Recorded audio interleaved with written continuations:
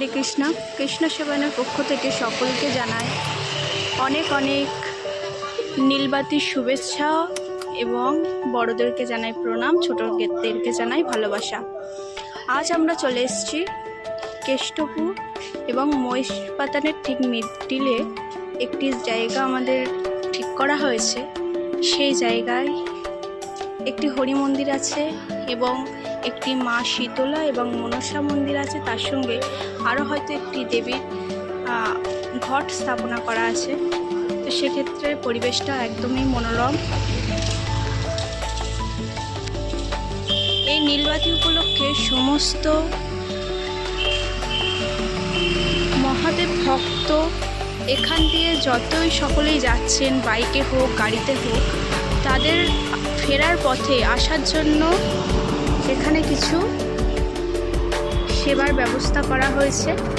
যেমন আমাদের কৃষ্ণ সেবায়নের পক্ষ থেকে রাখা হয়েছে ছোলা, একটু রাসনার জল, কিছু ফল, মেডিসিনের কিছু ব্যবস্থা করা হয়েছে।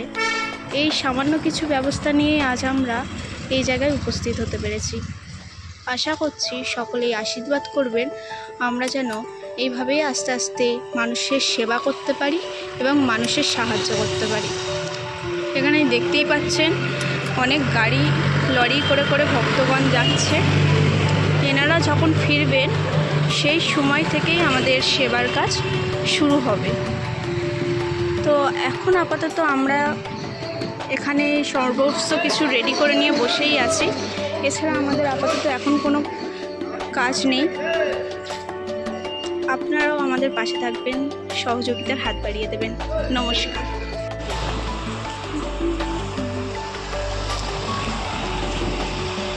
বলো, তুমি এক কৃষ্ণ সেবায়নের সদস্য, তোমার এখানে এসে বলো বলো বলো বলো ঠিক আছে, কেমন লাগছে বলো। তোর কেমন লাগছে? তোমার কেমন লাগছে মামা?